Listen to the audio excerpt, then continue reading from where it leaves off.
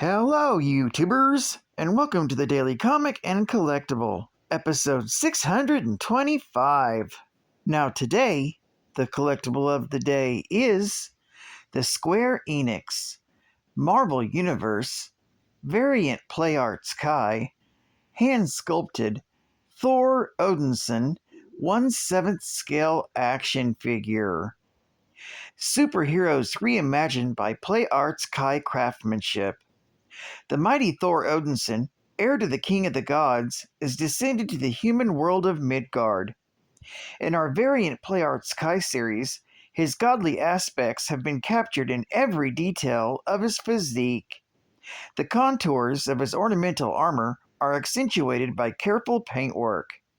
Each detail of his costume stands out from the next, from an artistic finish to the figure. Mjolnir, a mighty hammer that can only be held by one worthy of the power of Thor, has been exaggerated in its size.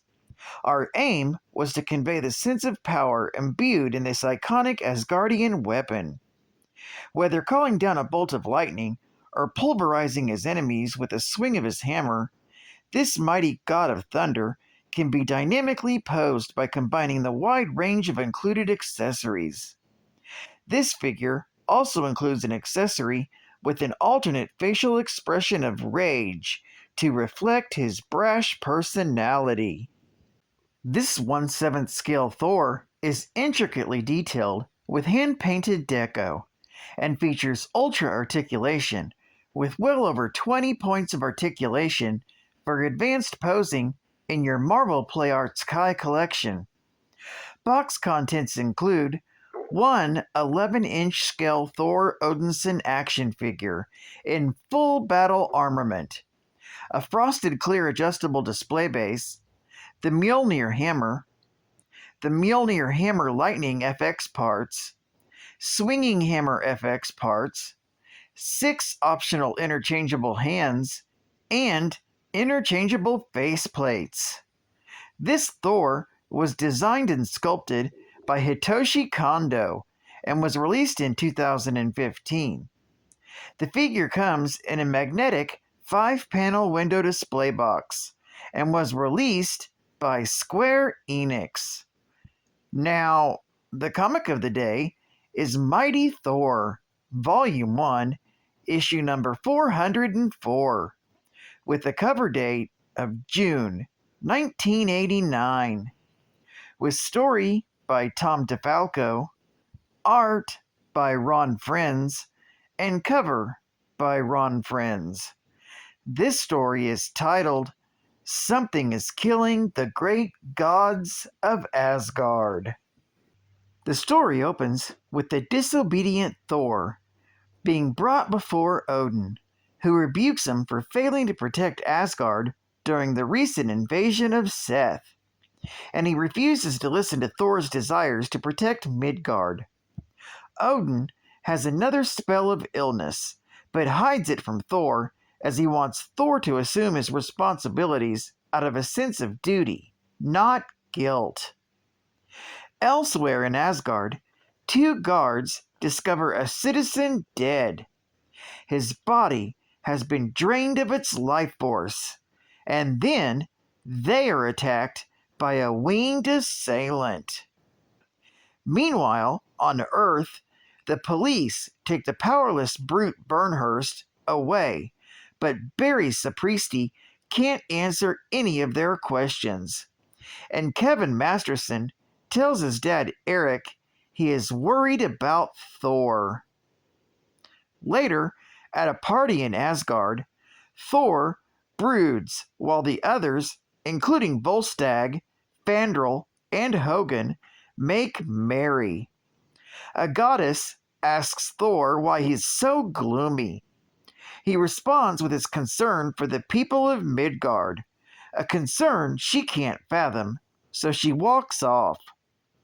Thor notices Balder is also brooding, and his friend starts to tell him of the guilt he feels over his failure to save Asgard, when a scream interrupts the party.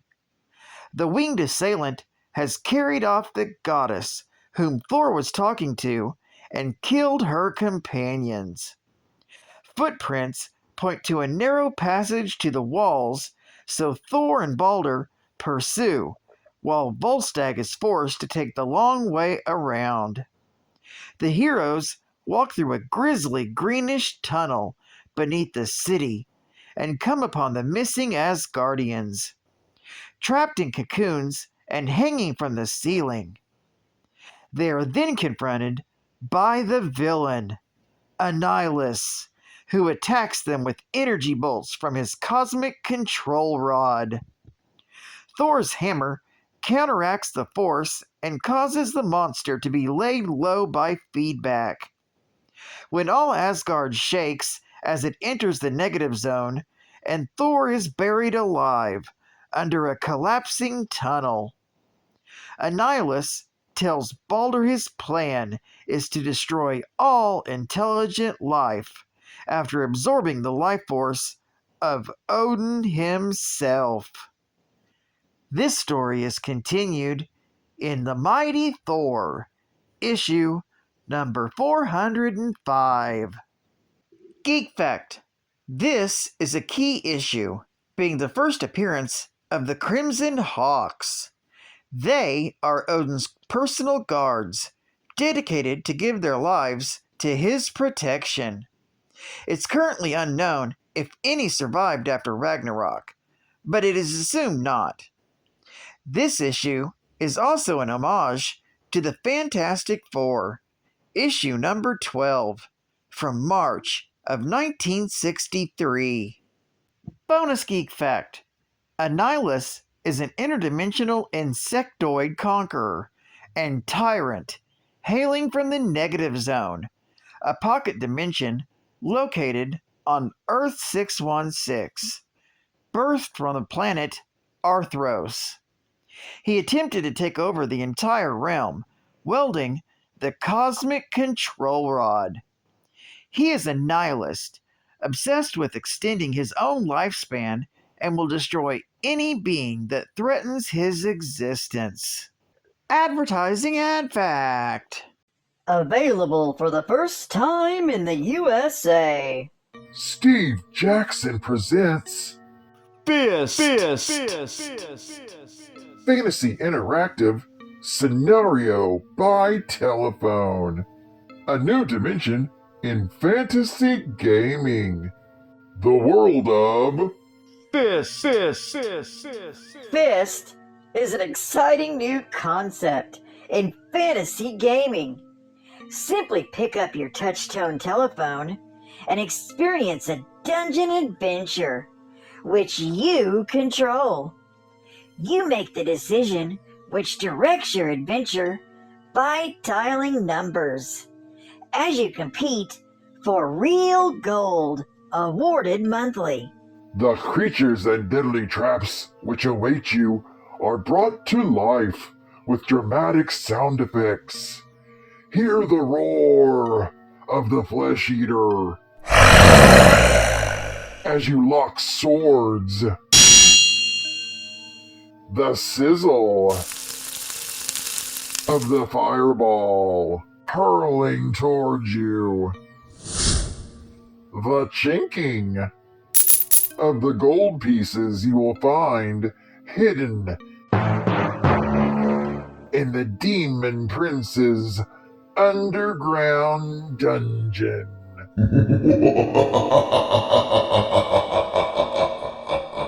Enter the Fist's monthly competitions, where the most skillful adventurers will win real gold pieces. Try your hand with your fist. And final geek fact. The all-powerful cosmic control rod is the device most famously carried by Annihilus that kept him alive. It allows the holder to manipulate matter and energy and slows their aging process. It gives Annihilus control over cosmic energy, not to be confused with the power cosmic.